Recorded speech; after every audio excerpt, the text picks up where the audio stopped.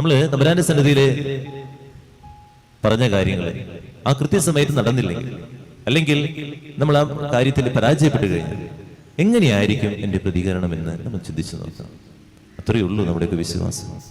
9 നൊവേന ചൊല്ലിക്കഴിഞ്ഞു, 7 സ്വർഗസ്വനായ ചൊല്ലിക്കഴിഞ്ഞു.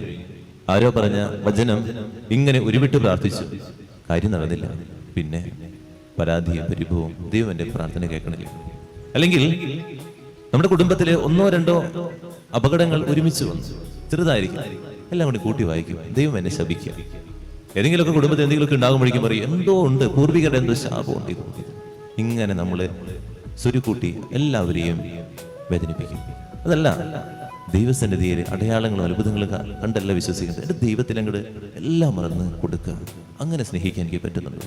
ഒന്നും പ്രതീക്ഷിക്കാതെ സ്നേഹിക്കുക. ഈ സ്നേഹത്തിന്റെ ആരംഭത്തിലാണ് ദൈവം നമുക്ക് അനുഗ്രഹം നൽകുന്നത്. അത് നമ്മൾ മനസ്സിലാക്കുക.